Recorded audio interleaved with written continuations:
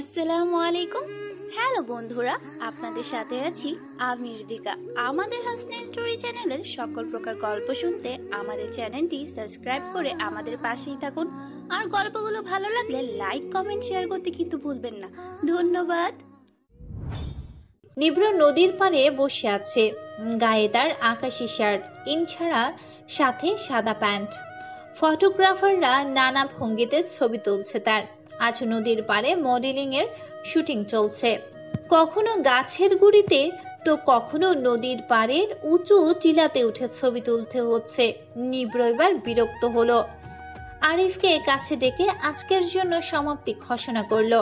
নিভ্র যেহেতু নিষেধ করেছে, তবে আজকের জন্য এখানেই শেষ। তাই সবাই লাইট ক্যামেরা গাড়িতে তুলছে। নিভ্র আশেপাশে চোখ বুলাচ্ছে। নদীর পার মানেই বাতাস। গধূলি বেলায় রোদটা ঝুঁকে পড়েছে, গায়ে এসে বাড়ি খাচ্ছে। নদীর পানি শাসা বহমানির শব্দে চারপাশে একটা অদ্ভুত পরিবেশ সৃষ্টি করেছে।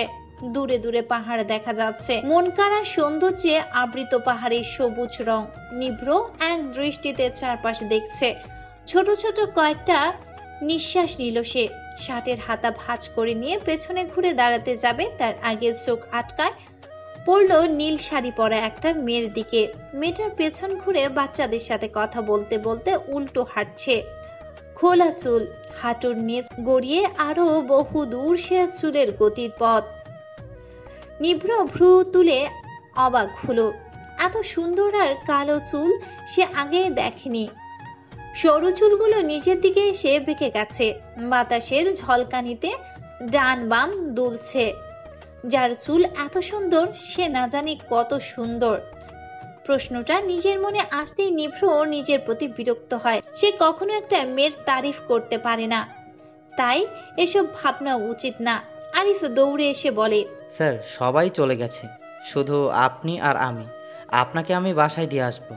লাগবে না, গাড়ির চাবি দিয়ে যাও আর তুমি চলে যাও। আরিফ চাবি দিয়ে দিল। সে নিজের গাড়ির দিকে যাচ্ছে আর মনে মনে বালতি ভরা আফসোস নিয়ে ঘুরছে। তার ধারণা মতে এই নিরামিষ স্যারের চাকরি করা তার উচিত না, কখনো উচিত না।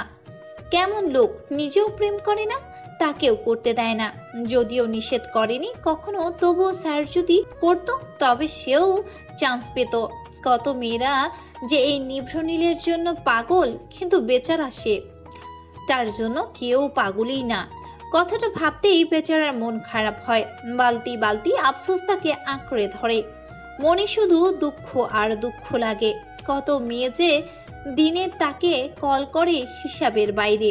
এক একদিন তো মোবাইল বন্ধ করে রাখতে হয়। প্রথম প্রথম তার দারুণ লাগতো, কিন্তু প্রতিদিনই সবার একটাই চাওয়া, নিভ্রনীলকে পাওয়া যাবে। আরে শালি, সারা দিন এই নিরামিষের পিছনে ঘুরোসকে।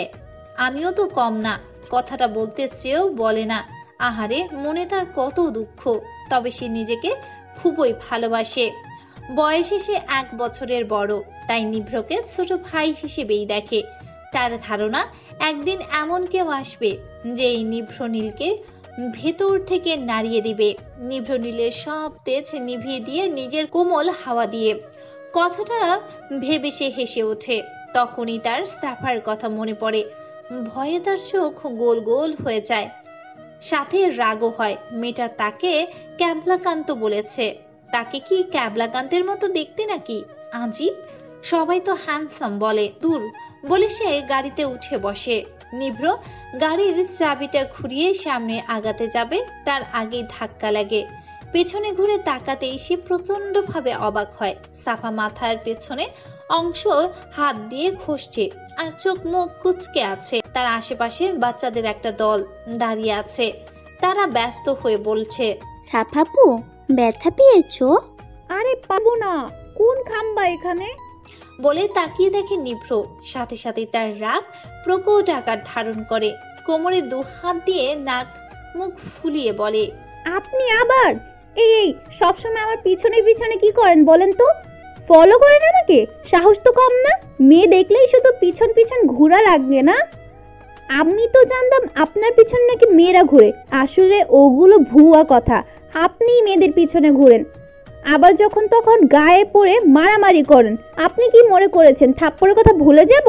না, ভুলিনি। আর এটাও মনে আছে 5 টাকা পাবেন। দিব না, একদম দিব না। থাপ্পড় দিলেন যে মনে আছে। মিস্টার মডেল ফডেল, আবার ভিলেন, আর এখন আবার মেয়েবাজ। সাফা মুখ ঘুরিয়ে ভেঙচি কাটে। নিভ্র হতবম্ব নজরে দেখছে। নীল শাড়িতে মেয়েটাকে আফসোরা লাগছে। খোলা চুলগুলো আবদ্ধ হয়ে চোখে মুখে আছড়ে পড়ছে। লাল ঠোঁট জোড়ায় একটা ঠোঁট উপরে তুলে মুখ দিয়ে ফু মেরে চুল সরাতে মুখের সামনে থেকে। নিভ্র মনোযোগ দিয়ে তা পর্যবেক্ষণ করছে। সাফার বলা একটা কথাও তার কানে গেল কিনা। নিভ্রকে এভাবে তাকিয়ে থাকতে দেখে সাফা ভ্রু কুচকালো। গোধূলি বেলা এক পশলা রোদ সাফার মুখে পড়েছে। কপালের চুলের খাজে খাজে চিকচিক করছে ঘাম। নাকটা লাল হয়ে আছে তার, সাথে নাকের উপরে বিন্দু বিন্দু ঘামগুলো মুক্তোর মতো চিকচিক করছে। নিভ্র অপলক তাকিয়ে দেখছে সব। তার মনে হচ্ছে মেয়েটার তুচ্ছ জিনিসগুলো, যেগুলো কারো সচরাচর চোখে পড়ে না, সেগুলো অসাধারণ। পৃথিবীতে এই প্রথম সে কোনো মেয়ের ঘামে জড়িয়ে থাকা নাকটাও প্রশংসা করতে ইচ্ছুক। একজন মডেল হিসেবে তার রুচিবোধ মোটামুটি বেস্ট হিসেবেই সে জানে। সবাই তাই বলে। তার ফ্যাশনের ফ্যান সবাই। তার যেহেতু ঘাম জড়ানো নাক বেস্ট মনে হচ্ছে, নিশ্চয়ই এতে মারাত্মক কিছু লুকিয়ে আছে। চকিতে নিভ্র নিজেকে সামলাতে লেগে পড়ে। একটা মেয়েকে সে এতটা নিখুঁতভাবে কিভাবে দেখতে পারে? এটা সম্পূর্ণই বাজে ব্যাপার। মনে মনে নিজেকে নিজেই সেই মনি বলে উঠে। চোখ নামাতেই তার মনে পড়ে আগের বার যখন দেখা হয়েছিল তখন সে সাফাকে থাপ্পড় দিয়েছিল। তার মানে এই মেয়ে এখন তাকেও একটা থাপ্পড় অনায়াসে দিয়ে দেবে। তাই আগে থেকে সে প্রিপারেশন নিয়ে রাখছে, সেও একটা দিবে। মেয়েটা তাকে চেনে না, সে হচ্ছে নিভ্রনীল। সাফা তেমন কিছুই করলো না। পায়ের জুতো জোড়া নদীর পাড়ে বালির উপর খুলে রেখে দাপ দাপ করে পা ফেলে হাঁটা দেয় আর বলে ওঠে, ও কি গরম বালি। সাফা সোজা নিভ্রের কালো গাড়ির উপরে উঠে পড়েছে। নিভ্র অবাক হয়ে দেখছে। সাফার সাথে সাথে বাচ্চাগুলো গাড়ির সামনে দাঁড়িয়ে পড়ে, কিন্তু ওঠে না। সাফা ডান হাতে বাড়িয়ে ইশারা করে নিভ্রকে নিজের কাছে ডাকছে। নিভ্র হতভম্ব হয়ে দাঁড়িয়ে থাকে। সাফা বারবার কাছে আসার ইশারা করায় নিভ্র এগিয়ে গিয়ে সাফার সামনে দাঁড়িয়ে পড়ে। সাফা নিভ্র থেকে বেশ লম্বা হয়ে গেছে। আগে তো বুকের কাছে পড়তো। নিভ্র এটা বুঝতে পারছে না সাফা আসলে কি করতে চাচ্ছে, তবে সে এটা বুঝতে পারছে থাপ্পড় একটা সে যে কোনো সময় পড়তে পারে। তাই প্যান্টের পকেট থেকে সে হাতগুলো বের করে নেয়। সাফা তাকে থাপ্পড় দিলে সেও একটা দিবে বলেই ঠিক করে, যদিও সে জানে না দিতে পারবে কিনা। সাফা খুশিতে গদগদ হয়, এটা ভেবে যে নিভ্র চাইতে সে লম্বা হতে পেরেছে। সাফা এবার খুশিতে গদগদ গলায় বলে ওঠে, একটা চড় দিব আপনাকে। নিভ্র বিষম খায়, বিস্ময়ের সাথে তাকায়। তার সামনে চুলগুলো যে তার চোখের কাছে এসে পড়েছে সেদিকেও তার খবর নাই। সে এক দৃষ্টিতে সাফাকে দেখছে। তার এই 27 বছর 2 মাস জীবনে সে এত ঘটা করে থাপ্পড়ের প্রপোজাল দিতে কাউকেই দেখেনি। হলিউড, বলিউড, ঢালিউড, এমনকি বাংলা মুভিতেও মনে হয় না এমন কিছু হয়েছে। অদ্ভুত এক মেয়ে এই সাফা। কথাটা মনে মনে কয়েকবার আওড়াতে লাগলো নিভ্র। সাফা এবার 2 হাত নিভ্রের দিকে এগিয়ে দিতেই নিভ্র বরফের মতো জমে দাঁড়িয়ে যায়। নিভ্র চোখ বুঝতে যাবে তার আগে সাফা নিজের 2 হাত দিয়ে নিভ্রর গালগুলো টেনে দেয় আর চোখ মুখ খিচে দাঁত বের করে হেসে ওঠে। নিভ্র এবার চরম বিস্মিত। একটা মেয়ে তাকে বাচ্চাদের মতো গাল টেনে দিয়েছে। He can't believe this. সে চোখ ফাটাফাটা করে তাকিয়ে আছে।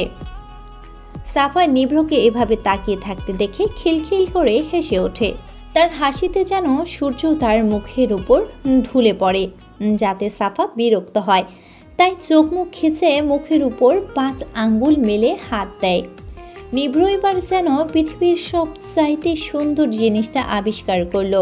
নিভ্র একটু সামনে ঝুঁকে যেই সুন্দর কারো কাছ থেকে দেখতে চাইল, সাফা যে চোখ মুখ খিচলে তার ডান গালে একটা টোল পড়ে। এটা এই প্রথম নিভ্র দৃষ্টি কেড়েছে। নিভ্র জাস্ট স্পিচলেস হয়ে দাঁড়িয়ে আছে।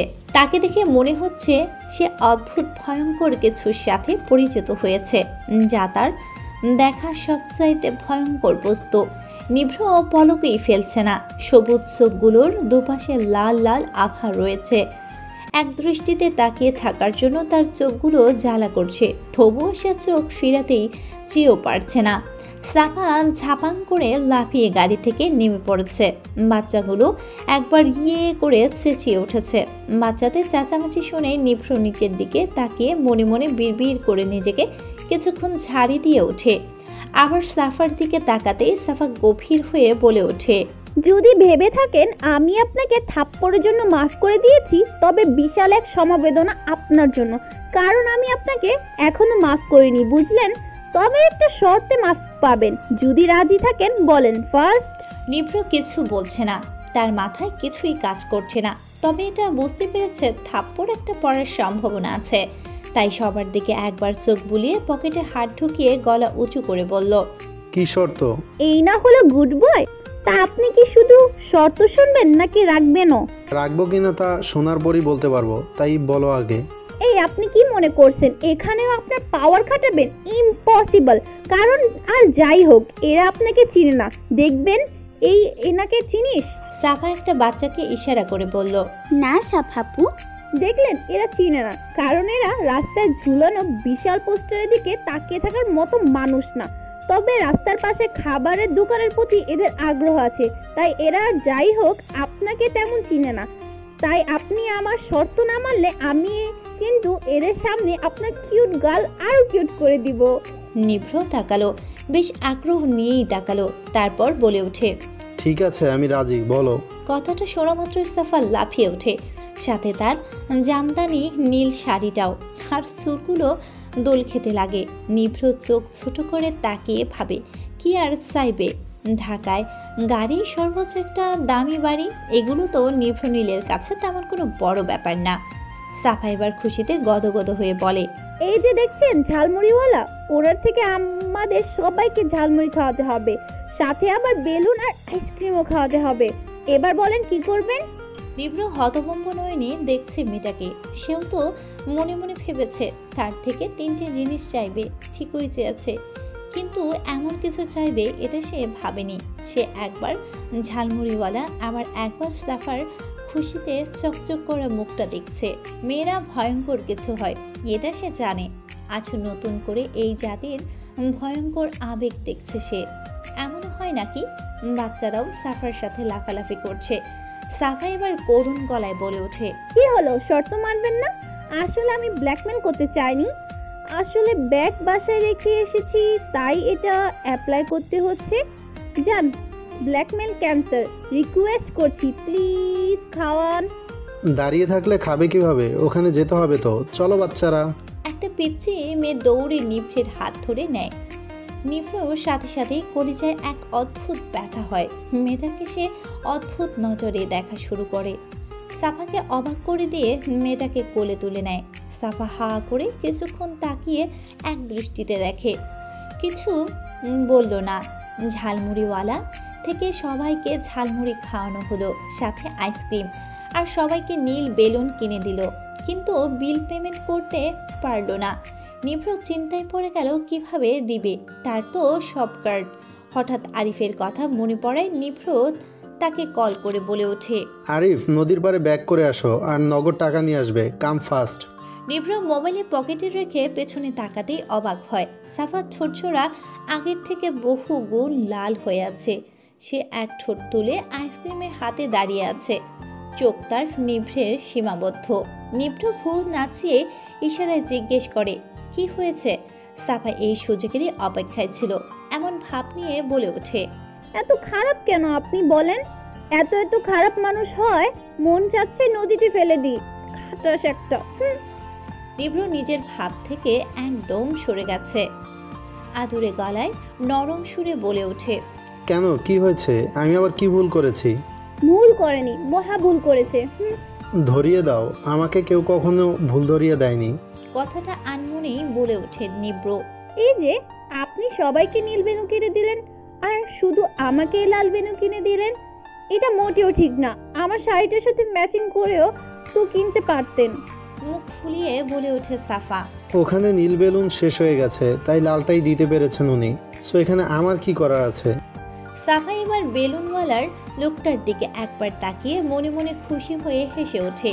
নিভ্র মনে মনে হাসে আর মনে মনে বলে, বাচ্চা একটা মেয়ে। সাফা বাচ্চাদের সাথে দৌড়াদৌড়ি করছে নদীর পাড়ে বালির উপর। নিভ্র গাড়ির সাথে ঠ্যাস দিয়ে দাঁড়িয়ে আছে। আরিফ এখনো এলো না। কিছুক্ষণ পরেই আরিফকে দেখতে পেল। আবার কল করে নিভ্র বলে ওঠে, সামনের আইসক্রিম, ঝালমুড়ি আর বেলুনওয়ালাদের যত অ্যামাউন্ট চাই দিয়ে যেদিক থেকে এসেছো সেদিকে হাঁটা দেবে, পেছনে একদম ঘুরবে না, মাইন্ড ইট। আরিফ হতভম্ব হয়ে ভাবছে, পৃথিবী এদিক থেকে ওদিক হয়ে গেলেও নিভ্রনীল শাখাওয়াত চৌধুরী এইসব খাওয়ার মানুষ না, তবে কে খেলো?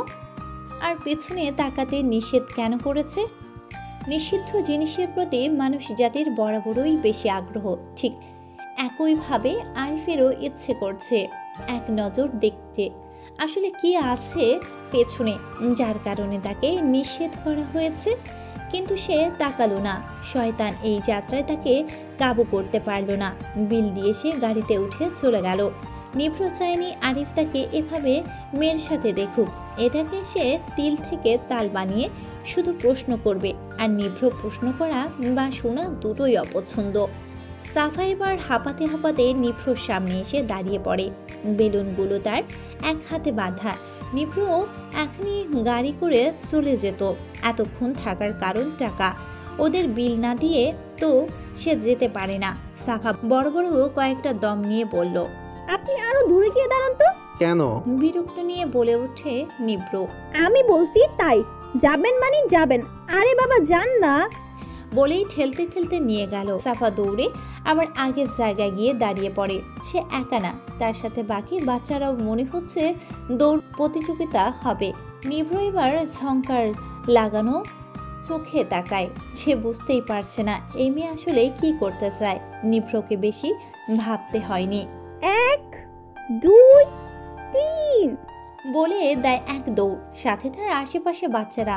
নিভ্র পকেট থেকে হাত বার করে চোখের উপরে চুলগুলো হাত দিয়ে পেছনে সেট করে দেয় আর অবাক হয়ে দেখে সাফা নিজের শাড়ি পায়ে নিচু উপরে তুলে কোমরে গুজে দিয়েছে। চুলগুলো আগের মতোই ছাড়া, হাতের বেলুনগুলো আগের মতোই বাঁধা। সাফা খিলখিল করে হাসছে, সাথে বাচ্চারাও। সাফাকে দেখে মনে হচ্ছে সে আনন্দের দুনিয়ায় ভাসছে। সাফার দৌড়ের সাথে তার শাড়ি ক্রমশ দুলছে। চুলগুলো একবার সামনে আসছে, আবার পেছনে যাচ্ছে। তবে সব না, শুধু সামনেরগুলো। নিভ্র মুগ্ধ হয়ে এ দৃশ্য দেখছে। নিভ্র তাকিয়ে আছে তো আছেই। ওরা কখন যে নিভ্রের কাছে এসে গেছে এটা নিভ্র খেয়ালই নেই। বাচ্চাগুলো দৌড়ে নিভ্রকে জড়িয়ে ধরে, কিন্তু সাফা পেছনে পড়ে যায়। শাড়ি পরে তো দৌড়ানো যায় না, তাই সে হেরে গেছে।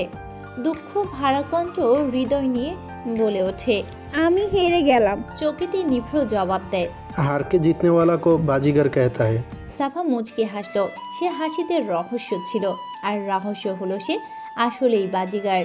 এদের তো সে ইচ্ছে করে জিতিয়েছে, এদের এই অসাধারণ হাসি দেখবে বলে। সাফা হাঁটছে সাথে নিভ্র। বাচ্চাদের নিভ্রকে খুব পছন্দ হয়েছে, তাই তারা নিভ্রকে রেখে দিয়েছে। তাদের দাবি তাদের সাথে ঘুরতে হবে। গোধূলিবেলা প্রায় শেষ, আলো আছে এখনো চারপাশে। নিভ্র বাচ্চা পছন্দ করে, একটা বিশেষ কারণ আছে, সেটা তার জীবনে দাগ কাটার মতো। সাফা হাঁটছে, বাতাস হচ্ছে খুব। নিভ্র কি হলো সে জানে না, হঠাৎ প্রশ্ন করে ওঠে, কিসে পড়ো তুমি? ডিজাইনিং নিয়ে পড়ি, ফার্স্ট ইয়ার। বাচ্চা মেয়ে। নিভ্র সামনের দিকে তাকিয়ে বলে ওঠে, এই এই একদম বাচ্চা বলবেন না। আমি কি বাচ্চা নাকি? আজব, আমি কিন্তু অনেক বড়, বুঝলেন? বুঝলাম। মনে মনে নিভ্র বলে ওঠে। যে নিজেকে বলে আমি বড়, সে কত বড় জানা হয়ে গেছে। নিভ্র হালকা হাসলো, তবে দেখা যাওয়ার মতো না। সাফা আবার চেঁচিয়ে উঠল। নিভ্র বুকে হাত দিয়ে চকিতে সাফার দিকে তাকালো। সাফা খুশিতে বাকবাকুম হয়ে নদীর পাশে ছোট্ট পাহাড়টা দেখিয়ে বলে, ফুল ফুল, আমার লাগবে জবা ফুল। ওয়াও! নিভ্র চোখ বাঁকিয়ে একবার তাকালো, তারপর অদ্ভুত ভঙ্গিতে কিছুক্ষণ ভাবলো, আবার সাফার দিকে তাকালো। কিন্তু ততক্ষণে সাফা নেই, সাথে বাচ্চারাও। সাফা শাড়ি তুলে পাহাড়ে উঠে গেছে, তবে বেশি দূর না। একটু উঠেই ফুল ছিঁড়তে শুরু করলো। আর নিভ্র মনে মনে ভাবছে, এই মেয়ে তাকে অবাক হওয়ার মতো আর কোনো রাস্তায় রাখছে না। দুনিয়ার সব অদ্ভুত জিনিস তাকে দেখিয়েই ছাড়বে। সামান্য আগাছায় ফুল দিয়ে এত নাচানাচি! হঠাৎ তার মনে হচ্ছে মেয়েটা আসলেই ভিন্ন প্রকৃতির, অদ্ভুত এক ভয়ঙ্কর মাতাল করা মেয়ে। আবার নিজে নিজেই বলে, সব মেয়ে এক মা, যেখানে এমন সেখানে দুনিয়ার সব মেয়ে সেম হবে। স্বার্থপর। নিভ্র নিজের অদ্ভুতভাবে তাকিয়ে থাকা চোখজোড়া নামিয়ে নিল। সাফার হাত পা ছিঁড়ে গেছে, তবুও সে মহা খুশি ফুলগুলো নিতে পেরেছে ভেবে। সাফা হাঁপিয়ে হাঁপিয়ে নিভ্রর সামনে দাঁড়িয়ে পড়ল। নিভ্র ভ্রুকুচকে ভাবছে, আবার না জানি কি করে এই মেয়ে। তার ধারণাই ঠিক। তাকে অবাক করে দিয়ে সাফা ফুলগুলো তার হাতে ধরিয়ে দিল। নিজের ডান হাত দিয়ে পেঁচিয়ে মাথার চুলগুলো হাত খোপা করলো। একবার ঝাঁকিয়ে মজবুত হয়েছে কিনা দেখে নিল। তারপর নিভ্রর সামনে দাঁড়িয়ে পড়ল।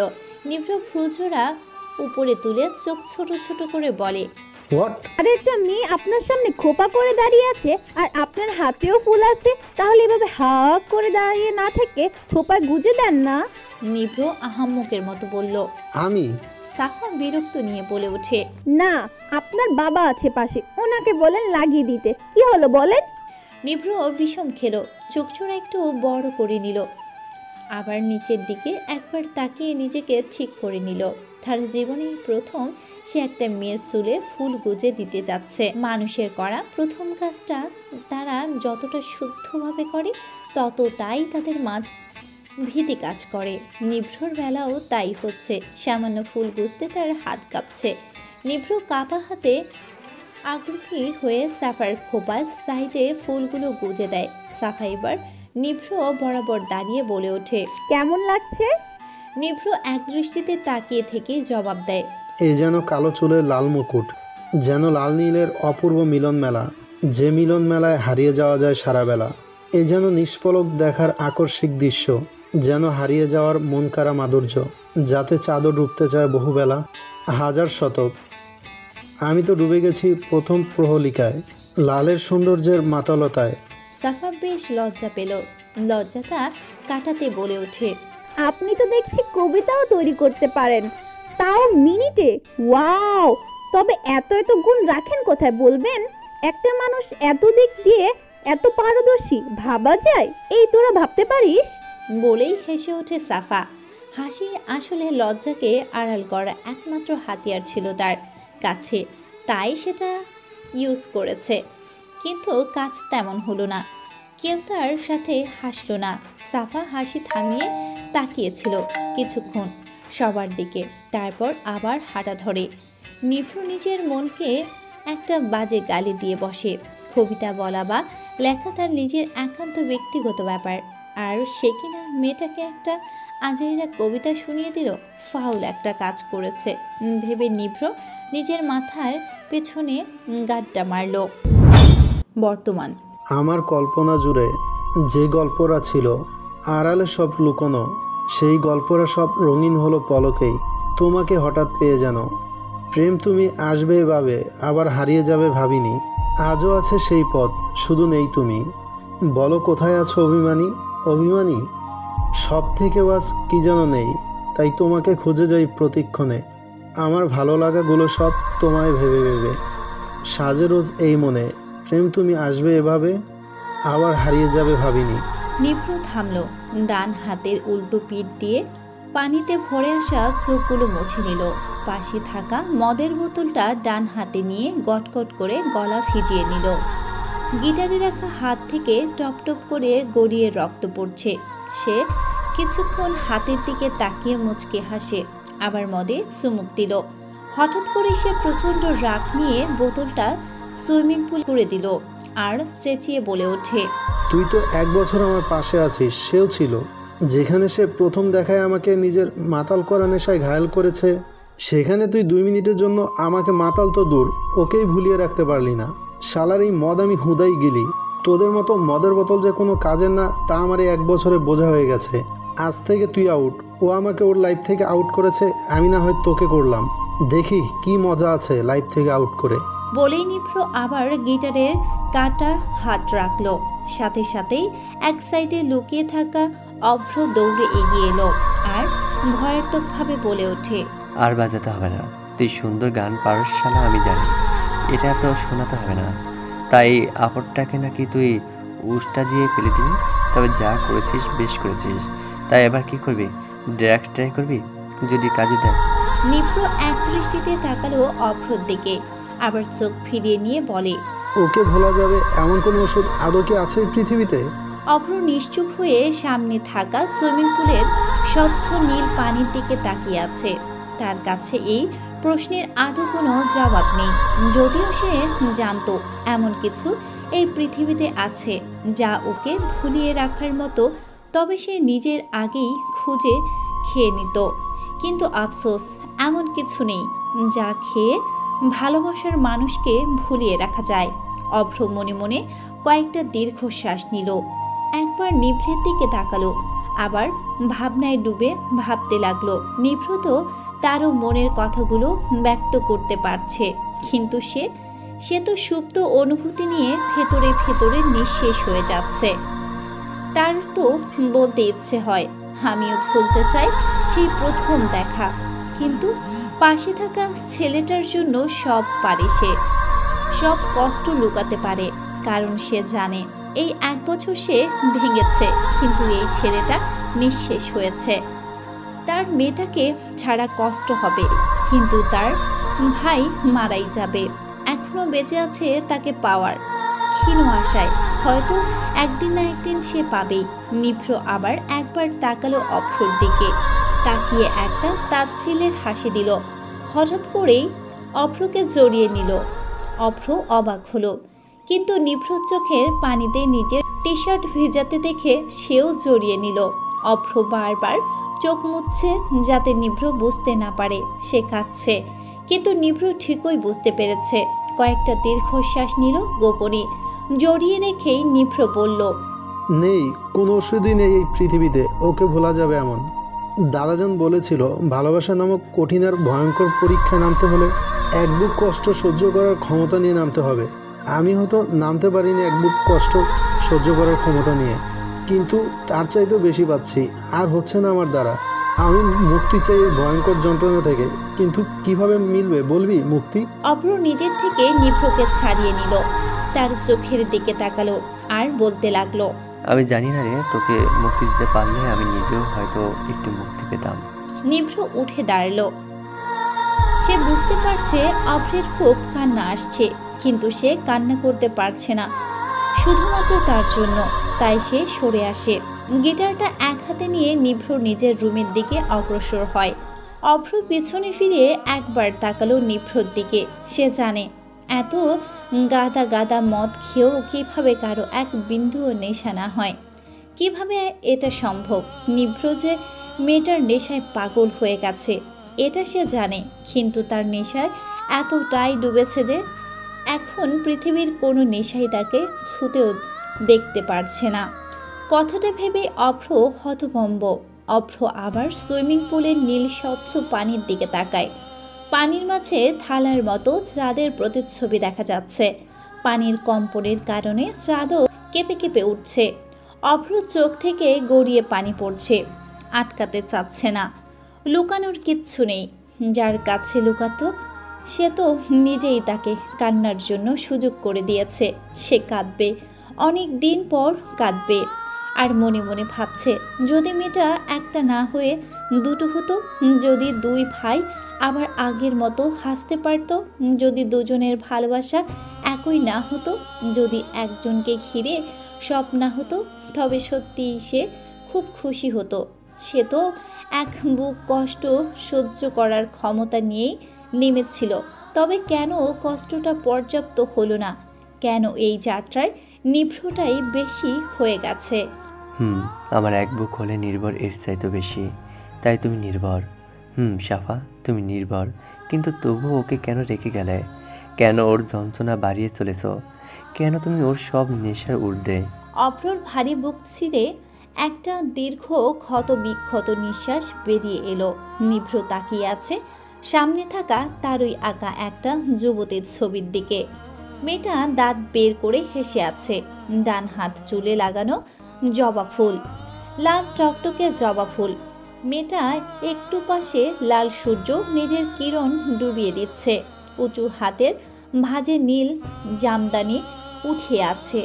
ডান গালের এক পাশে গর্ত, যাতে পৃথিবীর সকল নিরামিষ ছেলেও নিজেকে ডুবাতে চাইবে, যেমন নিভ্র ডুবেছে নিজেকে। চিকচিক করছে নীলাভ চোখগুলো। দেখেই মনে হচ্ছে মেয়েটার সব জুড়ে শুধু আনন্দ, শুধু খুশি আর শুধু ভালোবাসা। ঘন পাপড়িগুলো চোখের সৌন্দর্য দ্বিগুণ বাড়িয়েছে, আর ভ্রুজোড়া কুচকুচে কালো। বাম চোখের পাশে কিছু অবাধ্য চুল এসে পড়েছে। লাল ঠোঁটজোড়া প্রসারিত হয়ে শান্তি ছড়াচ্ছে, আর উঁচু করা গালের মাঝে বাম পাশে একটা কালো তিল। মেয়েটার বর্ণনা একবার মনে মনে বুলিয়েই নিভ্র বুকে বা পাশে হাত রেখে চোখ বুজে নেয়। তার মনে হচ্ছে তার হাড্ডিতে রন্ধে রন্ধে শিহরণ বয়ে চলেছে, যা তার দেহকে দহন যন্ত্রণায় জ্বালিয়ে ঝাঁঝরা করছে। বুকের পাঁজরে ব্যথা দ্বিগুণ তালে বাড়ছে। এই ছবিটার সামনে আসলেই তার এমন হয়। নিভ্র ঠাস করে চোখজোড়া খুলে ফেলল। ডান হাত কাঁপিয়ে মেয়েটার আঁকা গলা হাত দেয়। বৃদ্ধ আঙ্গুল দিয়ে কিছুক্ষণ হাত বুলায় গলার সাইডে কালো তিলটাতে। মুচকি হেসে মুগ্ধ হয়ে পলক না ফেলে দেখছে। কেন যেন তার মনে হয় সারা জীবন দেখলেও হয়তো সে তৃপ্ত হবে না। কাটা হাতটা রক্ত জবা ফুলটার উপর রাখে। রক্ত দিয়ে জবার উপর কিছুক্ষণ আঁকিবুকি করে, কিছুক্ষণ এক দৃষ্টিতে নীলাভ চোখের দিকে তাকায়। হঠাৎ হেসে ওঠে, হাসতে হাসতে বলে, তোমরা মেয়ে জাতি বড্ড ভয়ঙ্কর। জানো, যে ভয়ঙ্কর হয় তার কাছে কিন্তু এটা মনে হয় না। যেমন সাপ অনেক বিষাক্ত, কিন্তু তার কাছে এটা মনে হয় না। ঠিক একইভাবে তোমরাও তোমাদের ভয়ঙ্কর রূপ সম্পর্কে অবগত নও। যারাই তোমাদের ভয়ঙ্কর রূপে ফেসে নিজেদের জ্বালা বাড়ায়, জ্বলে পুড়ে কয়লা হয়, দহন যন্ত্রণায় কাতর হয়, তারাই এই ভয়ঙ্করতার সাথে পরিচিত হয়। আমি নিজেই এর শিকার। হাসছো যে? হাসবে না, এটাই সত্য। তোমরা দমকা হওয়ার মতো এসে সব উড়িয়ে নিঃস্ব করে দিয়ে চলে যাও। আমি নিজেই এর প্রমাণ। দেখো, আমি নিঃস্ব হয়ে আছি, আমি নিঃস্ব হয়ে গেছি। শুধু কিন্তু আমি না, অব্রকেও তুমি নিঃস্ব করলে। কেন বলো তো? তোমার জন্য, শুধু তোমার জন্য। ওর কান্না দেখলে আমার হিংসা হয়, রাগ হয়, অভিমান হয়। তখন মনে শুধু একটা কথাই ঘুরে, তোমার জন্য সব যন্ত্রণার ভাগিদারও আমি একাই হতে চাই। তবে কেন ও কাঁদে? আবার আফসোসও হয় তোমাকে ছেড়ে দিতে পারবো না ভেবে। আমি এই যাত্রায় কোনো স্যাক্রিফাইস করতে পারবো না, কিন্তু ও করছে। লুকিয়ে কাঁদছে, তোমায় লুকিয়ে খুঁজছে। কিন্তু তুমি কি করলে? হারিয়ে গেলে কেন বলো তো? অনেক প্রশ্ন বাকি, সব একসাথে করব। মনে থাকবে? না থাকলেও কিছু করার নেই, প্রশ্ন জবাব দিতেই হবে, হবেই হবে। নিভ্র খাটের সাথে ঠেস দিয়ে বসে পড়ে, দৃষ্টি এখনো ছবির দিকে। প্রশ্নে ডাকা সবুজ চোখ, বুকে দহন যন্ত্রণা, ঠোঁটে ভালোবাসার প্রকাশ। পাঁজরের খোঁজ চলছে মস্তিষ্কে, মুখে ক্লান্তির রেশ, আর এক বুক দীর্ঘশ্বাস। জিহ্বায় একটাই প্রশ্ন, কেন চলে গেলে? যন্ত্রণারা হানা দিয়ে দৌড়ে বেড়াচ্ছে। বুক চিরে দীর্ঘশ্বাসের আগমন। বাতাসে বাতাসে দহন জ্বালায় গন্ধ, দগ্ধ সব। বিষণ্ণতা, রাগ, অভিমান, জেদ, ক্ষোভ তাড়া করে চলেছে প্রশ্নকে। উত্তরের অপেক্ষায়, কিন্তু উত্তরের মালিক নেই। 1 বছরের ভালোবাসার আর 1 বছরের দীর্ঘশ্বাস মিলে এক অদ্ভুত অনুভূতিতে জর্জরিত সব। সকালের মিষ্টি রোদের আনাগোনা, সব রোদ একই রকম হয়, শুধু মানুষের মনের অবস্থা ভেদ, সবার অনুভূতি ভিন্ন। ইফতেখার কফির মগ হাতে ছেলের রুমে প্রবেশ করেছে। রুমটা দেখেই দীর্ঘশ্বাস বেরিয়ে এলো। নিভ্র আজও প্রতিদিনের মতো বিছানার নিচে এলোমেলো হয়ে শুয়ে আছে। ইফতেখার এবার চোখ বুলালো রুমের চারপাশে। সারা রুম জুড়ে একজনের ছবিতে ঢাকা। কোনো ছবি ভালোবাসা দিয়ে যত্ন তোলা, নিচেও কিছু পেন্টিং এলোমেলো হয়ে পড়ে আছে। ইফতেখার কফির মগ রুমের টেবিলে রেখে দিল। নিচে বসে একটা একটা করে ছবি কুড়িয়ে নিতে লাগলো। ছবিগুলো গুছিয়ে টেবিলের উপর তুলে রাখলেন। ধীর গতিতে হাঁটুতে ভর দিয়ে ছেলের কাছে এলেন। ছেলের মাথায় হাত দিয়ে আদুরে গলায় বলে, আদর শোনা উঠো, সকাল হয়ে গেছে। ছেলের নড়চড়া না দেখে বিছানা থেকে একটা বালিশ নিয়ে ছেলের মাথার নিচে রাখতেই তার বুকে হাত লেগে যায়। নিভ্র চকিতে উঠে বসে লাল লাল চোখে মায়ের দিকে তাকিয়ে বলে, আম্মু তুমি এখানে কেন? ছেলের মুখে আম্মু ডাক শুনতে তার ভালো লাগে। মনে হয় কলিজা জুড়ে গেছে। কিন্তু যার জন্য এই ডাক শোনার এমন সৌভাগ্য হয়েছে, তাকে হারিয়ে সে নিজেও প্রচণ্ড কষ্টে আছে। সেখানে তার ছেলে তো মেয়েটাকে জীবন দিয়ে ভালোবেসেছে। সে যে কিভাবে এখনও টিকে আছে এটাও ভেবে একটা দীর্ঘশ্বাস বেরিয়ে এলো ইফতেখারের। মেয়েটা যা করেছে তার জন্য সামনে পেলে ঠাটিয়ে 2-4টা চর বসিয়ে দিত সে। আর তার এক হাতের সাথে নিজের ছেলের এক হাত হ্যান্ডকাপ দিয়ে বা লোহার শিকল দিয়ে বেঁধে দিবে। তখন দেখবে কোথায় যায় এ মেয়ে। নিভ্র মায়ের দিকে তাকিয়ে তাকে জড়িয়ে ধরে। রিডি করে তার কান্নার শব্দ ভেসে আসে। ইফতেখার ছেলের কান্না দেখে যেন সহ্য ক্ষমতা হারিয়ে ফেলেছে। রাগী গলায় বলে ওঠে, কান্না করার মানে কি আদর?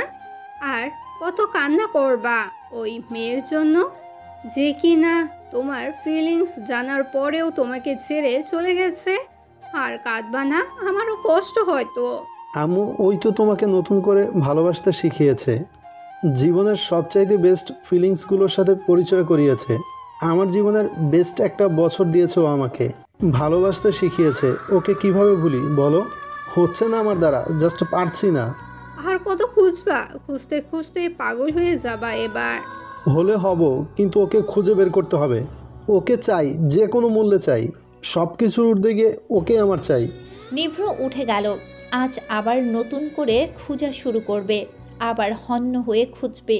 ইফতেখার মনে মনে বলে ওঠে, যে নিজে থেকে হারিয়ে যায় তাকে খোঁজা যায় না বাবা। কথাটা বলেই দীর্ঘশ্বাস নিয়ে পর্দা ঠেলে নিভ্র বেডরুম থেকে নিভ্রর সোফার রুমে ঢুকে পড়ে। তারপর হাঁটা ধরে। রুমের বাহিরে দেয়ালে ঝুলানো কাচের বোতলে জোনাকি পোকা ঝুলছে দেখে ইফতেখার থামলেন। বিড়বিড় করে বলে ওঠে, তুমি এসেছিলে এক ঝাঁক জোনাকির আলোর মতন। জোনাকি যেমন নিজের সাথে তার আলো নিয়ে যায়, তুমিও ঠিক একইভাবে যাওয়ার সময় আমাদের দেওয়া আলোগুলো নিজের সাথে নিয়ে গেলে। কথাগুলো বলেই তিনি একটা দীর্ঘশ্বাস নিলেন। আজ একটা বছর ছেলেটা তার হন্য হয়ে মেয়েটাকে জায়গায় জায়গায় খুঁজে চলেছে। মেয়েটা যে কেন বিনা কারণে বিলীন হয়েছে এটা কারো মাথায় ঢুকছে না। আর নিভ্র তো পাগলই ছিল।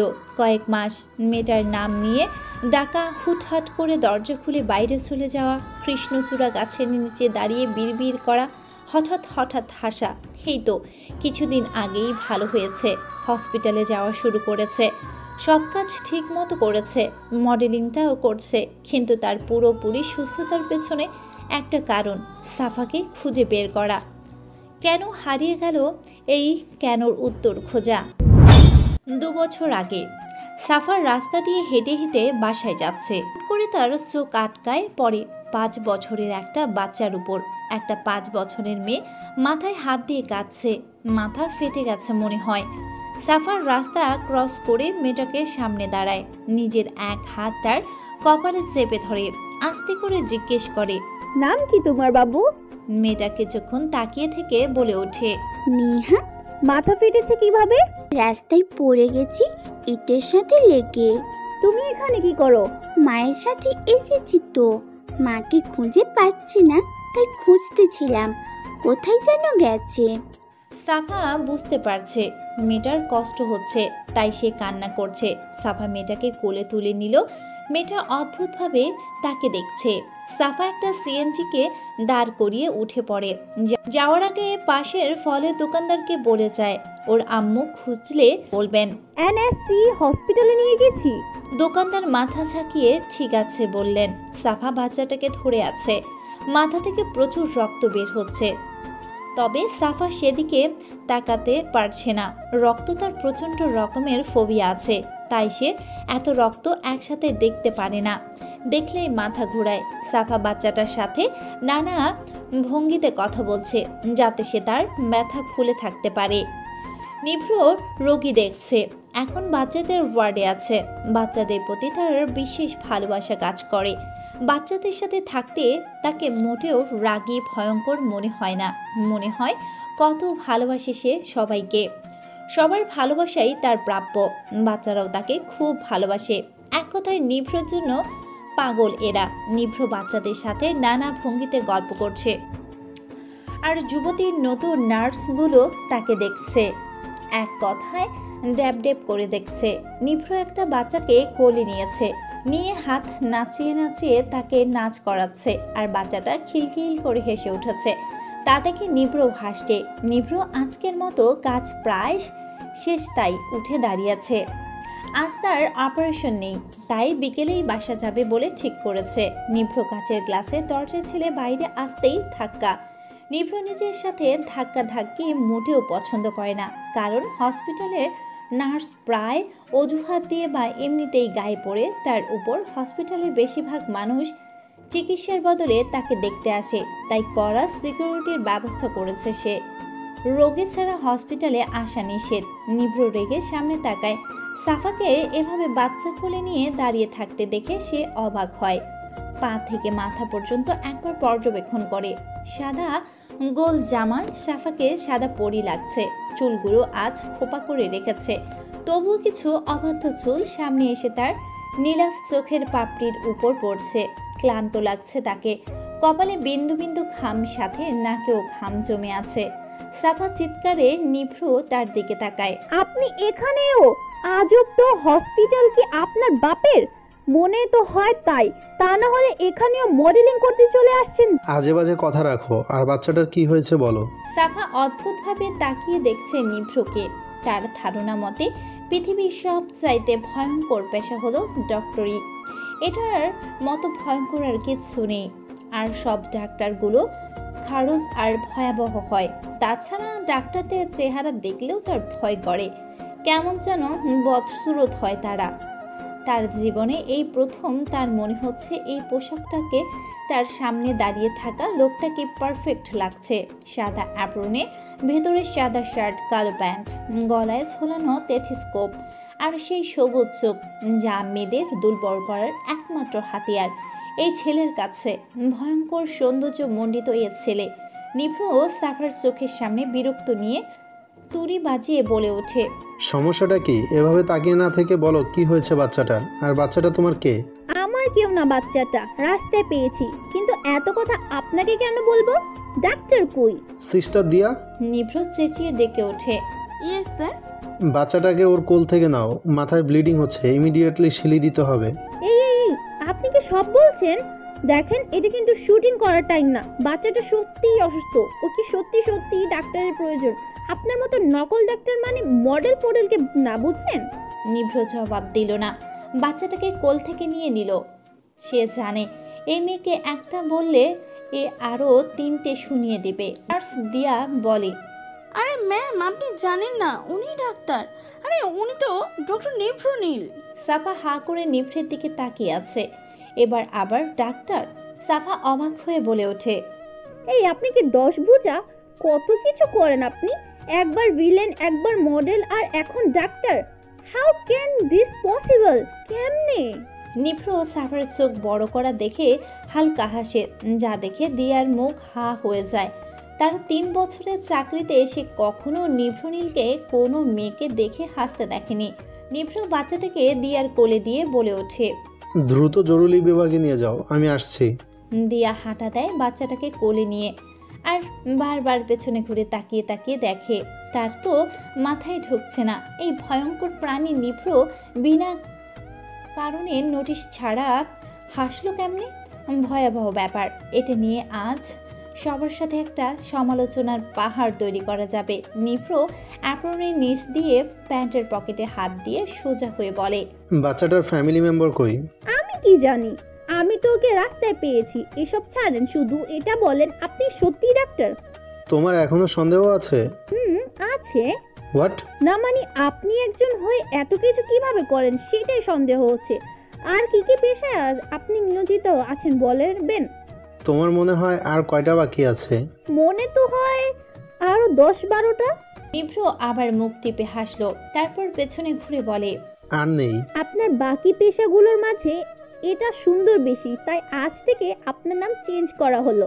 নিভ্র আবার ফিরে তাকিয়ে বলে, তা কি নাম দেবে এবার?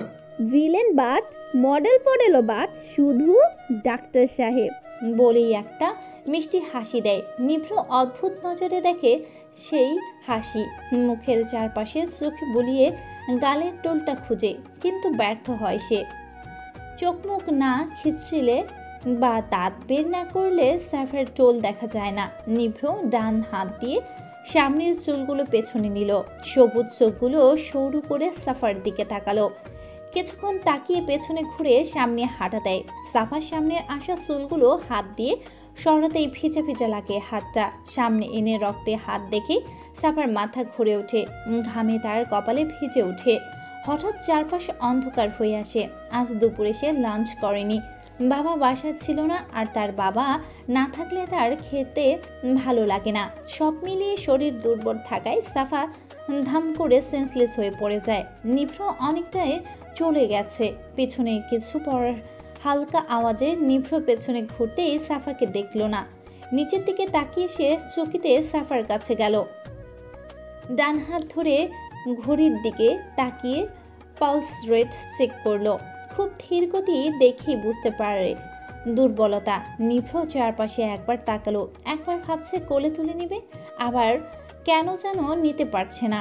তবুও সব কিছু উপেক্ষা করে সাফাকে কোলে তুলে নিল।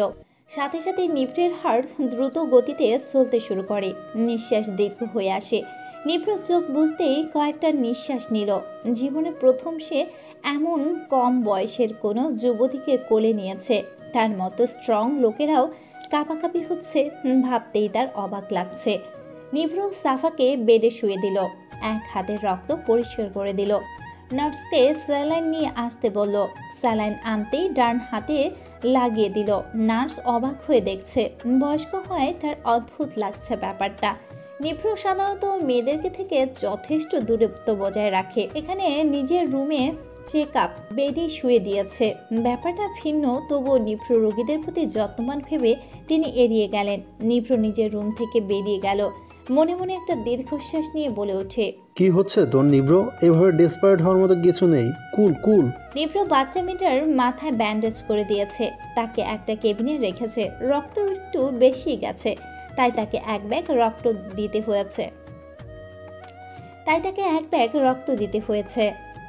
সাফার জ্ঞান ফিরতেই নিজেকে এভাবে বেডে দেখে সে একটু ভয় পেয়ে যায়। সুই, স্যালাইন, ইনজেকশন এসবে তার ভয় হয় খুব। আর হসপিটালে তো তার সবচাইতে অপছন্দের জায়গা। সাফা উঠে দাঁড়িয়ে পড়ে। স্যালাইনটা হাত থেকে কিভাবে খুলবে ভেবে পাচ্ছে না, তাই সম্পূর্ণ স্যালাইন নিয়েই হাঁটা দেয়। এক হাতে স্যালাইন ব্যাগ নিয়ে সাফা নিভ্র রুমে ঘুরছে। এত ডিগ্রি আর প্রাইস দেখে মনে মনে বলে ওঠে, বাপরে বাপ, কি ব্রিলিয়েন্ট! এত জ্ঞান রাখেন কই? সবসময় তো দেখি রামগুরুরে ছানা হাসতে তার মানা হয়ে ঘুরে বেড়ায় অকুদোর মতো।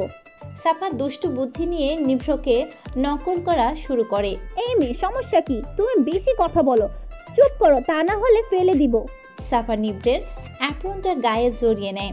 বেশ কষ্ট হয় তার, ব্যথাও পায়। তবুও অ্যাপ্রনটা পরে টেথিস্কোপ কানে দিয়ে রোগী দেখার ভঙ্গিতে বলে ওঠে, কি সমস্যা আপনার?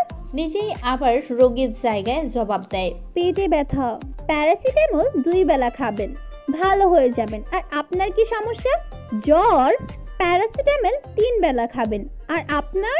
প্যারাসিটামল 4 বেলা খাবেন, সকালে, দুপুরে, বিকেলে আর রাতে। বলেই হিহি করে হেসে ওঠে।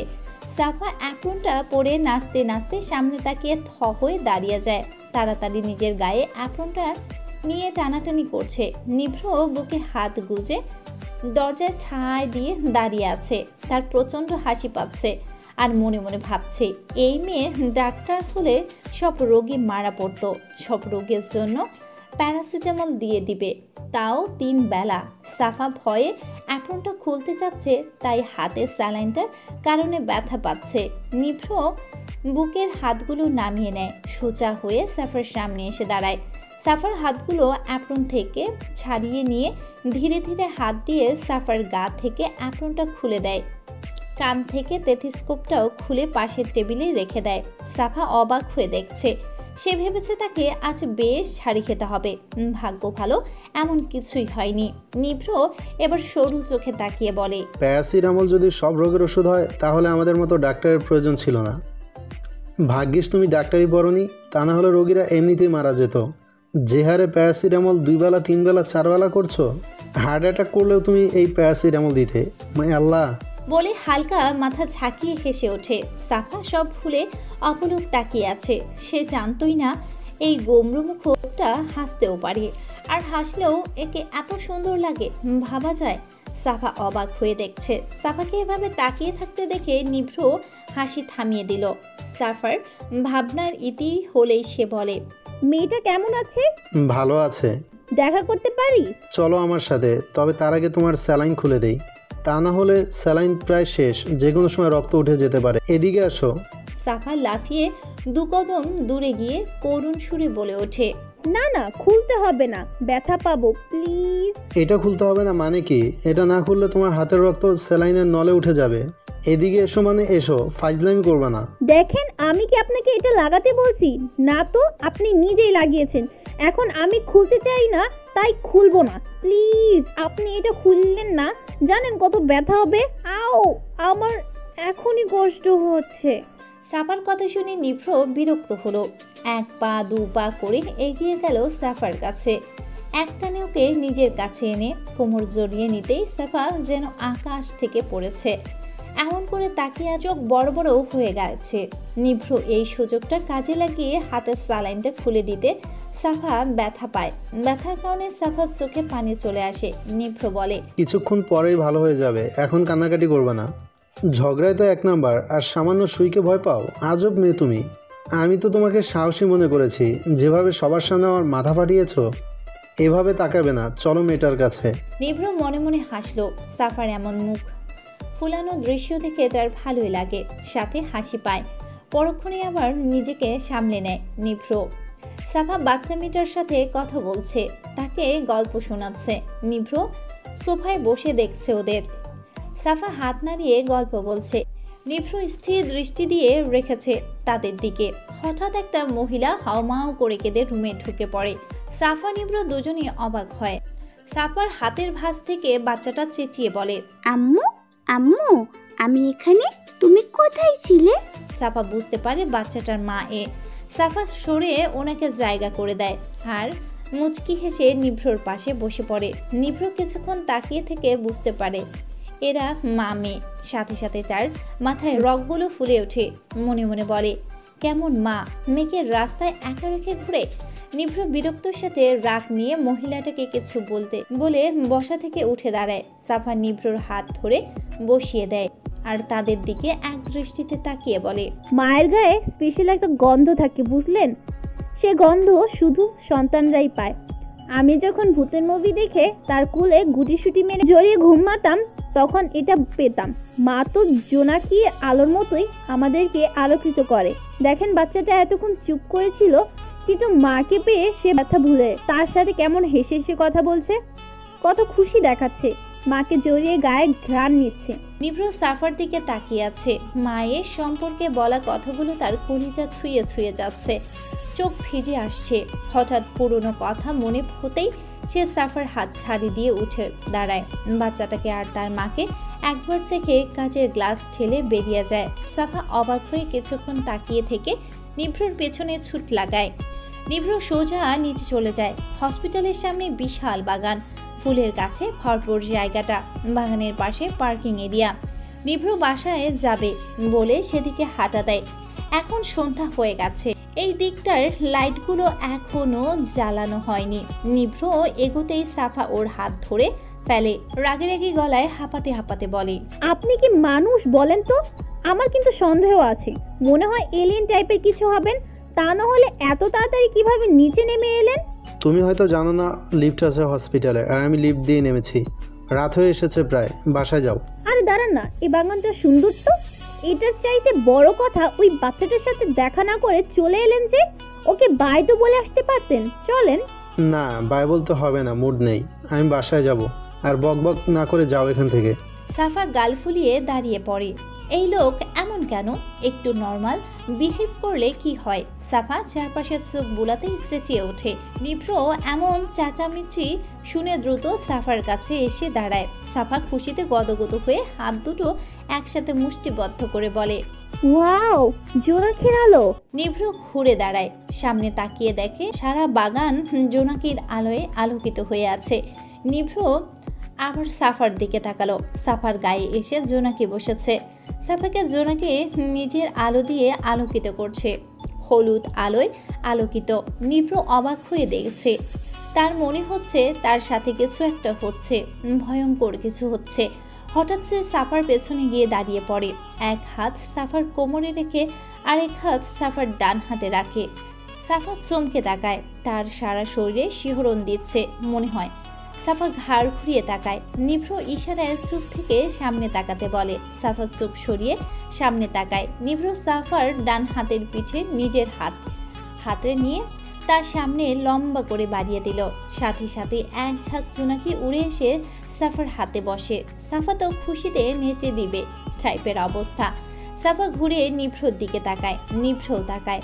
দুজন দুজনের চোখে অদ্ভুতভাবে হারায়। নিভ্রের সবুজ চোখের দিকে এক দৃষ্টিতে তাকিয়ে আছে সাফার নীলাভ চোখ। নিভ্রের মনে হচ্ছে তার বেশিক্ষণ থাকলে না জানি কি হয়, তাই ধীরে হাত সরিয়ে নিয়ে দূরে দাঁড়ায়। সাফা জোনাকিগুলোর দিকে তাকায়। তার চোখে মুখে জোনাকির উড়ে এসে বসেছে। সাফায় মুখ কুঁচকে আছে। আবার সেই টোল দৃশ্যমান হয়ে ওঠে। জোনাকির আলোতে তা আরো সুন্দর দেখাচ্ছে। নিভ্রর ইচ্ছে করছে একবার হাত রাখতে সেই ভয়ঙ্কর গর্তে। নিভ্র মনের অজান্তেই পকেট থেকে মোবাইল বের করে কিছু ছবি তুলে নেয়। সাফা জোনাকিগুলো নিয়ে খেলছে, এদিক ওদিক ঘুরছে। এবার কিছু জোনাকি মুঠোয় ভরে নিভ্রর সামনে দাঁড়ায়। নিভ্র তখন চকিতে ফোনটা পকেটে ঢুকিয়ে নেয়। তাকে দেখে মনে হচ্ছে সে চুরি করেছে। সাফা ভ্রু কুঁচকে বলে, কি করছেন? আপনাকে দেখে কেমন চোর চোর গন্ধ আসছে। নিভ্র মনে মনে আওড়ায়, আমি কি সত্যি চুরি করেছি, নাকি আমার গুরুত্বপূর্ণ কিছু চুরি হয়ে গেছে? সাফার দিকে রাগ মিশ্রিত চোখে তাকাতেই সাফা বলে, আরে মজা করছিলাম। এত বড় ডাক্তার সাহেব কি চুরি করতে পারে? আবার আপনি 10 ভুজা। যাই হোক, হাতের দিকে তাকান। নিভ্র ভ্রু কুঁচকাতেই সাফা শাসনের সুরে বলে ওঠে, এভাবে তাকাচ্ছেন কেন? সুন্দর করে তাকান। নিভ্র ভ্রু ঠিক করে তাকাতেই সাফা তার হাতের এক ঝাঁক জোনাকি ছেড়ে দেয়। জোনাকিগুলো নিভ্রর গায়ে মুখে আছড়ে পড়ে আর সাফা খিলখিল করে হেসে ওঠে। অন্ধকার জায়গাটাকে আলোকিত করতে তো বেশি কিছু না, এক ঝাঁক আলোই যথেষ্ট। আর তা যদি হয় জোনাকির আলো, তবে তো আর কথাই নেই। জোনাকির সোনালি আলোয় ডেকে যাবে অন্ধকার। আর কত সময় নষ্ট করবে জোনাকির পিছনে ঘুরে? সময় নষ্টে কি আছে? আপনার ভালো না লাগলে যেতে পারেন, আমি এখানে আরো কিছুক্ষণ বসবো। নিভ্র প্রতিবারের মতো এবার আর বিরক্ত হয় না। সে পাশে থাকা দেয়ালটাতে ঠেস দিয়ে দাঁড়ায়। রাত একটু বেড়েছে, তবে এখনও ঘন কালো রাত হয়নি। এই বোধহয় 8টা বাজবে। সাফা সেই সন্ধ্যা থেকে জোনাকি নিয়ে পড়ে আছে। নিভ্র তখন থেকে দাঁড়িয়ে দাঁড়িয়ে সাফাকে দেখছে। ইদানিং তার সাথে কি হচ্ছে এটা সে নিজেই বুঝতে পারছে না। কেন যে মেয়েটাকে দেখলেই তার মনের সেই ভয়ঙ্কর শব্দগুলো দ্রুত থেকে দ্রুত গতিবেগে চলতে থাকে। মনে মনে অনেক কেনর জন্ম হয়, কিন্তু সে উত্তর খুঁজে পায় না। তবে সে এটা জানে, কোনো এক ভয়ঙ্কর মাতালতায় সে ডুবছে। তার অন্ধকারে আচ্ছন্ন জীবনটাতে এক বিস্তর আলোর আগমন হচ্ছে, যেটা তার মতো তুখুর ব্যক্তি বুঝতে পারছে না। তবে কেন যেন সে বুঝতেও চাইছে না। ভালো লাগছে তার। মনে হয় বিষণ্ণতার চাদর ছেলে মুগ্ধতা ঢুকতে চাইছে। সাফার বাবার কলে তার হুঁশ হয়। এত সময় সে জোনাকির আলো দেখতে এতটাই মুগ্ধ ছিল যে ভুলেই গেছে ঘড়িতে কয়টা বাজে। বাবার কল রিসিভ করে ফোন কানে নিতেই ওপাশ থেকে চিন্তিত কণ্ঠে তার বাবা বলে ওঠে, মা কোথায় তুমি? আসবা কখন? এত রাতে তুমি বাইরে থাকার মেয়ে না। কেন, কি বিপদ হয়েছে? আমি নিতে আসি। কোথায় তুমি? বাবাকে বলো। বাবার চিন্তার ডালা ডালা প্রশ্ন শুনে সাফা মোবাইলে কান থেকে সরিয়ে টাইম দেখে। এত রাত হয়ে গেছে দেখে সে জিহ্বায় কামড় দেয়, বিড়বিড় করে কি সব বলে, তারপর আবার বাবাকে উত্তর দেয়, না বাবা, আসতে হবে না, একটা কাজে এসেছি, তাড়াতাড়ি আসছি, চিন্তা করো না। সাফা মোবাইলটা ব্যাগে নিয়ে নিভ্রর সামনে দাঁড়ায়। নিভ্র ফোন নিয়ে বিজি এমন একটা ভাব দেখায়। সাফা চুপচাপ দাঁড়িয়ে আছে। নিভ্র একটা ভ্রু তুলে বলে, কি হয়েছে? জোনাকি দেখা এত তাড়াতাড়ি শেষ? না, দেখার তো অনেক ইচ্ছে, তাও অনেকক্ষণ পর্যন্ত, কিন্তু এখন বাসায় যেতে হবে। তবে আমার একটা কাজ আছে, যদি একটু হেল্প করতেন। নিভ্র এবার সোজা হয়ে দাঁড়িয়ে ফোন পকেটে নিতে নিতে বলে, তা কি হেল্প লাগবে তোমার? একটা কাঁচের বোতল লাগবে, প্লিজ এনে দেন। কেন? আগে জোগাড় করেন, তারপরে দেখবেন। কেন? Please please. নিভ্র মুখটা কুঁচকে নিল। তাকে দেখেই বোঝা যাচ্ছে সে এবার বিরক্ত এবং সন্দেহ নিয়ে ভাবছে কি করবে। তবুও সোজা হাঁটা দেয়। সেও দেখতে চায় কি করবে এই সাফা কাচের বোতল দিয়ে। কিছুক্ষণ পরেই নিভ্র একটা ছোট্ট কাচের বক্স নিয়ে আসে। সাফার হাত টেনে বক্সটা ধরিয়ে দিয়ে বলে, বোতল পাইনি, এটা ঢাকনাযুক্ত বক্স। এটা দিয়ে কি করতে চাও করো। সাফা বক্সের মুখ খুলে নিভ্রের হাতে রাখে আর বলে, আমি কিছু জোনাকি ধরে এতে জমা করব, আপনি কিন্তু ঢাকনাটা ঠিকভাবে লাগিয়ে দিবেন, ঠিক আছে? নিভ্র আহাম্মকের মতো তাকিয়ে আছে। সাফা তার হাতে একটা চিমটি কেটে হাত বাড়িয়ে জোনাকি ধরছে। নিভ্র গাড়ির ড্রাইভিং সিটে বসে আছে। সাফা গাড়ির একপাশে বক্সটা ধরে তাকিয়ে তাকিয়ে জোনাকিগুলো দেখছে। মাঝে মাঝে রিক্সা বা সিএনজি আসলে ডাক দিচ্ছে। নিভ্র গাড়ি থেকে বেরিয়ে এসে বলে, আমি দিয়ে আসবো, গাড়িতে উঠে বসো। সাফা যেন এই সুযোগটাই খুঁজছিল, তবুও ভাব নিয়ে বলে, লাগবে না, আমি নিজে নিজে যেতে পারবো। তাহলে আর কি করার, যাও। সাফা ভাবতে পারেনি এমন করে বলবে নিভ্র। নিভ্র গাড়ির দিকে এগিয়ে যেতে সাফা দৌড়ে এসে সামনে দাঁড়িয়ে বলে, আপনি এমন করেন কেন বলেন তো? মেয়েদের সাথে কি এভাবে কথা বলে? তাহলে কিভাবে কথা বলে? মেয়েদের সাথে সুন্দর করে কথা বলতে হয়, মন থেকে কথা বলতে হয়। সবচেয়ে বড় কথা, এত পার্ট দেখিয়ে কথা বলতে নেই, বুঝলেন? বুঝলাম। এবার কি তুমি যাবে? অবশ্যই। এত রাতে আমি একা কিভাবে যাব বলেন? আমার ভয় করে না বুঝি? আমাকে ভয় পাও না তুমি? আরে আপনাকে ভয় কেন পাবো? আমার তো আপনাকে একটুও ভয় লাগে না, উল্টো আমার মনে হয় আপনি আমাকে ভয় পান। কথাটা বলেই সাফা ভ্রু নাচাতে লাগে। নিভ্র একবার সাফার দিকে তাকিয়ে আবার চোখ নামিয়ে নেয়। গটগট করে হেঁটে গাড়িতে বসে পড়ে। বিপরীত পাশের দরজাটা খুলে দেয়। সাফা বক্সটা কোলে নিয়ে বসে পড়ে। নিভ্র গাড়ি স্টার্ট দেয়। নিভ্র গাড়ি চালাচ্ছে। সাফা বক্স ঘুরিয়ে ঘুরিয়ে জোনাকি দেখছে। কিছুক্ষণ পরে নিভ্র সাফার দিকে তাকিয়ে অবাক হয়ে যায়। সে মনে মনে ভাবে, এত তাড়াতাড়ি ঘুমিয়ে গেল কিভাবে? নিভ্র গাড়ি থামায়। বক্সটা সাফার হাত থেকে নিয়ে গাড়ির পেছনে রাখে। ব্যাগটাও পেছনে রাখে, তা না হলে পড়ে যাবে। যত্নের সাথে সাফার উড়ন্ত ওড়নাটা ভালো করে গায়ে জড়িয়ে দেয়। জানালা দিয়ে হালকা বাতাস আসছে।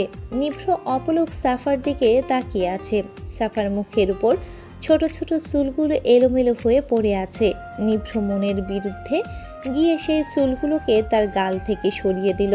কানের এক পাশে গুজে দিয়ে বিড়বিড় করে বলে, তুমি আমার কাছে আগুনের মতো। আগুন যেভাবে এসে জ্বালিয়ে দেয় তুমিও জ্বালাচ্ছ। আর আগুন চলে গেলে যেমন পোড়া কয়লার ধোঁয়া উড়ে, তুমি চলে গেল মনের অবস্থা তেমন হয় কেন? নিভ্র দীর্ঘশ্বাস নিয়ে গাড়ি চালাচ্ছে। মাঝে মাঝে আর চোখে সাফাকে দেখে। আবার বাতাসে ওড়না উড়ে এলোমেলো হলে তা ঠিক করে দেয়। সাফার ঘরের সামনে গাড়ি থামায়। নিভ্র সাফাকে ডাকতে চাইছে না। মনের মাঝে যেন তার দুই সত্তা কাজ করছে। একটা বলছে এটা সাধারণ একটা মেয়ে, এত দরদ দেখানোর কি আছে? না চাইতে তার প্রতি দরদ স্নেহ হচ্ছে কেন, এটা নিভ্রর অজানা। আর একটা বলছে এটা একটা ভয়ঙ্কর অনুভূতি যা এই মেয়েটি তোমার মনে জাগিয়েছে। নিভ্র দুই সত্তাকে উপেক্ষা করে সাফাকে ডাকে। সাফা, সাফা। সাফার এমন কঠিন ঘুম দেখে নিভ্র হতবাক। এত গভীর ঘুম কিভাবে, তাও এত কম সময়ে। নিভ্র সাফার ওড়নাটা হালকা নাড়ায়। সাফার সাথে সাথেই ধর্মড়িয়ে ওঠে। নিভ্রকে দেখে কিছুক্ষণ ভাবে সে, তারপর বলে, সরি, আসলে বেশি বাতাসে আমার ঘুম চলে আসে, তাই ঘুমিয়ে গিয়েছিলাম।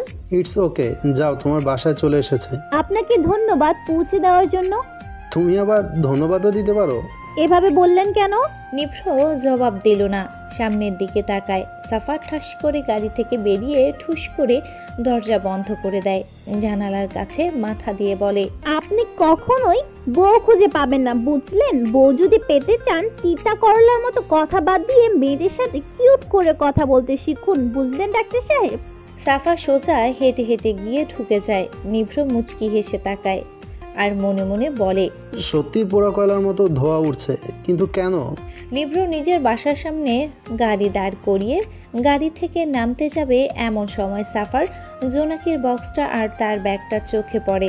নিভ্র সেগুলো হাতে নিয়ে কিছুক্ষণ ভাবে কি করবে এগুলো। তারপর এগুলো নিয়েই ঘরের দরজার সামনে দাঁড়ায়। রিং রিং কলিং বেল বাজার শব্দে রাফা কান খাড়া করে। তার দৃষ্টি এখনও টিভির দিকে। হাতের রিমোটটা টিপতেই আবার কলিং বেল বেজে উঠছে। রাফা কিঞ্চিত বিরক্ত হলো। এদিক ওদিক তাকিয়ে কাজের লোকগুলোকে খুঁজলো, না পেয়ে সে আরও রেগে গেল। বাসায় 5টা কাজের লোক, কিন্তু প্রয়োজনের সময় একটাও কাজে আসে না। সারা দিন এদিক ওদিক ছোটাছুটি। রাফা একরাশ বিরক্তি নিয়ে রিমোটটা টি টেবিলের উপর রাখলো। বড় বড় পা ফেলে দরজার সামনে দাঁড়ালো। পিতলের কাচ খজ্জিত বিশাল দরজা।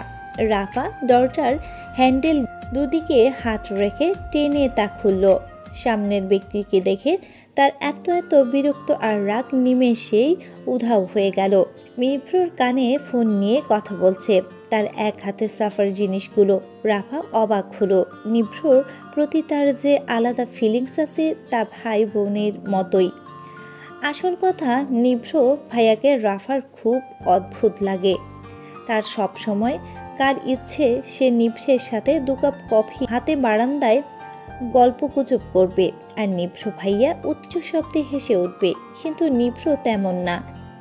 সে সব সময় এত গম্ভীর কেন হয়ে থাকে এটা তার জানা নেই। তবে তার নিভ্র ভাইয়াকে দারুণ লাগে। বান্ধবীরা যখন ডায়েরির ভাঁজে তার ভাইয়ার ছবি লুকিয়ে রাখে আর মাঝে মাঝে উকি ঝুঁকি দিয়ে দেখে, তখন তো তার আরও ভালো লাগে। সবাই কিছুক্ষণ পরপর তার ভাইয়ার সম্পর্কে জানতে চায়, আর সে মুড নিয়ে বলে, এখন অত সময় নেই, আর ভাইয়া ইদানিং কাজে বিজি থাকে, তাই তার সাথে তেমন গল্প করা হয় না।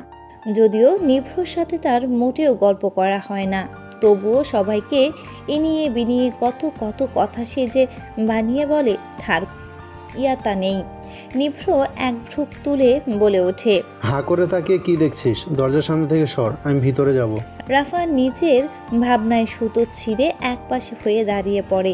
নিভ্র ঢুকতে ঢুকতে বলে ওঠে, একটা গরম হট কফি পাঠাতে বল। রাফা দৌড়ে রান্নাঘরে গিয়ে কফি পাঠাতে বলে নিভ্রর রুমে। নিভ্র নিজের অ্যাপ্রনটা সোফায় মেলে দিয়ে জিনিসগুলো বেডরুমে চেয়ারের উপর রাখতেই তার মনে হচ্ছে তার রুমে কেউ আছে। সাথে সাথে তার মেজাজ বকে যায়। রাগে চোখে এদিক ওদিক তাকায়। তারপর সে তার বিছানার দিকে তাকাতেই তার রাগ নুয়ে যায়। বিছানার লোকটি বলে ওঠে, হাই চ্যাম্পো, এদিকে এসো। নিভ্র মুখে হাসির রেখা টেনে তার পাশে বসে পড়ে। মুখে বলে ওঠে, তা দাদাজান, কি মনে করে আমার রুমে এলেন? জরুরি একটা কথা ছিল। বলেন। তোমার ওই দিনে আটককারীকে আমি জানতে চাই, কার এত বড় সাহস আমার নাতি নিলে মাথায় আঘাত করে কার? নিভ্র এবার চিন্তায় মগ্ন হয়। তার মনে পড়ে যায় সাফার কথা। একবার চোখের পাতা ফেলতেই তার চোখে সাফার প্রতিবিম্ব ফুটে ওঠে। সাথে সাথে সে আবার চোখ খুলে তাকায়। আবার কি ভেবে বাঁকা হাসে। সে মনে করেছিল মেয়েটা ভয়ঙ্কর সাহসী হবে, কিন্তু তাকে ভুল প্রমাণ করেছে সাফা। যে মেয়ে গুলির শব্দই হকচকিয়ে যায়, সুইকেই ভয় পায়, কানে হাত দিয়ে চোখ বুজে থাকে, আবার তো রক্ত দেখে কাঁপাকাঁপি করে, সেন্সলেসও হয়ে যায়। সে আর যাই হোক সাহসী হতে পারে না। তবে নিভ্রকে কেন যেন সে ভয় পায় না। এই কেন তার জানা নেই। দাদার কথায় সে ভাবনা থেকে বেরিয়ে আসে। কি হলো বলছো না যে? তেমন কেউ না, মারামারি করতে গিয়ে হাতাহাতি হয়েছে। It's not a big matter. তুমি বলো, কি খবর তোমার? আমার আবার কি, এই বুড়া বয়সে এসে রাজনীতির মতো কাজ করলে যা হয় আর কি। কাল একটা মিটিংও আছে, তোমার চাচাকে যেতে বলেছি, কিন্তু সে যাবে না, আমাকে যেতে হবে। আমি কি ভাবছি দাদুভাই পরের ইলেকশনে তোমার দাঁড় করাবো।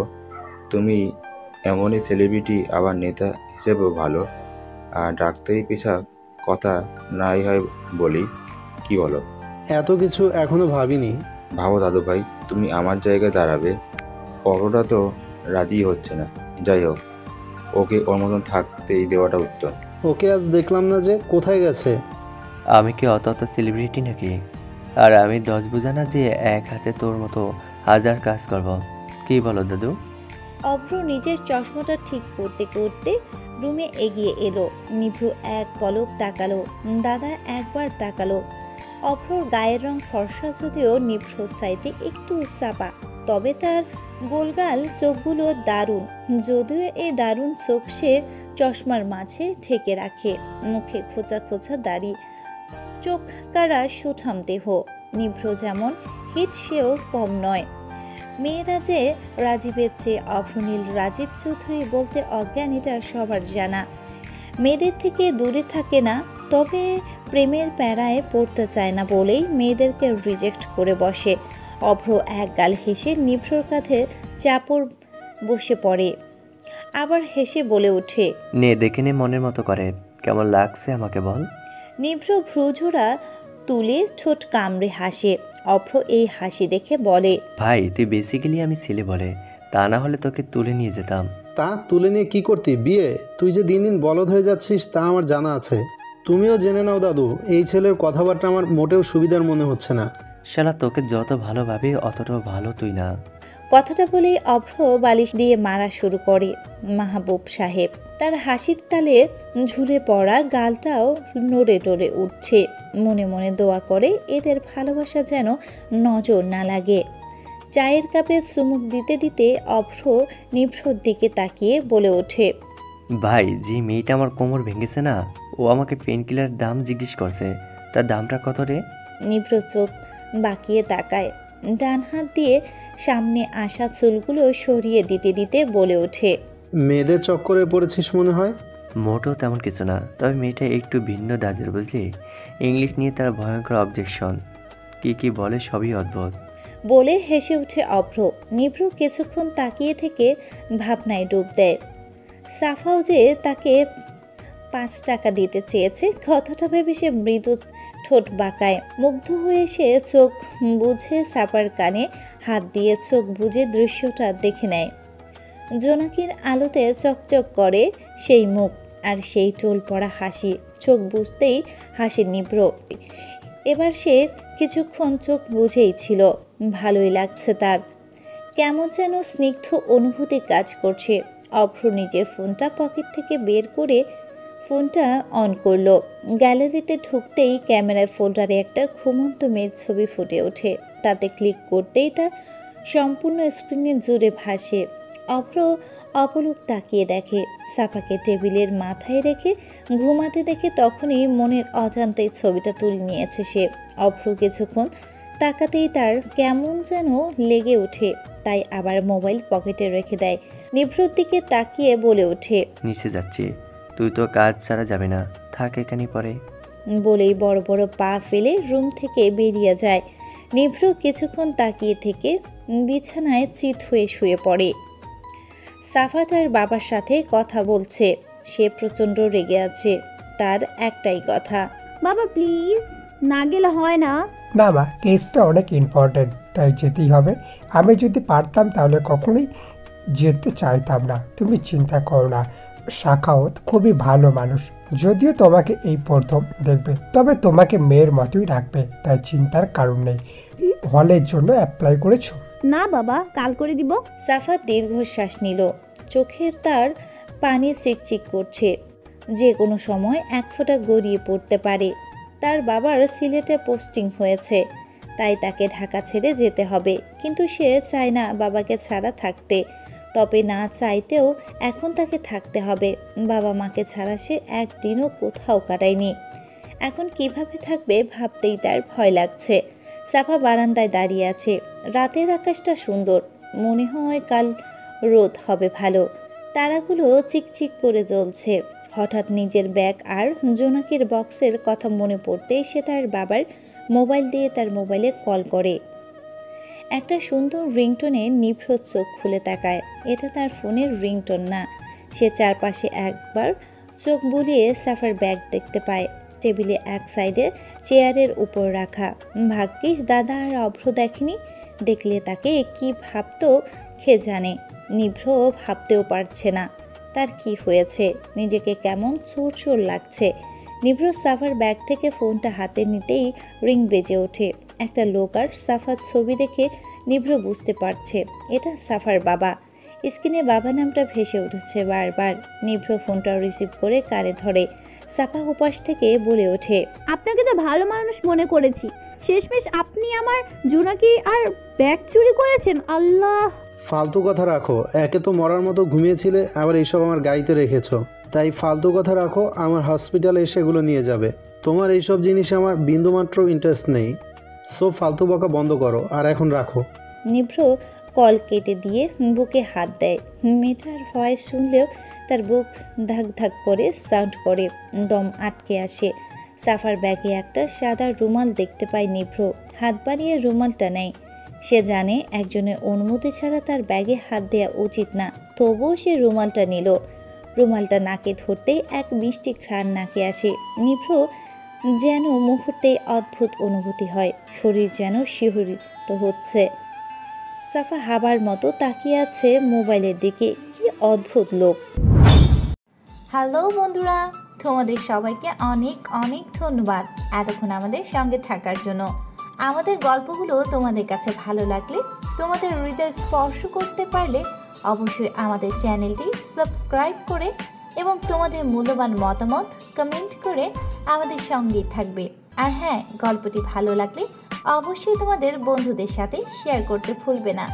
আমাদের পরবর্তী গল্প পেতে আমাদের চ্যানেলের সঙ্গেই থাকবে।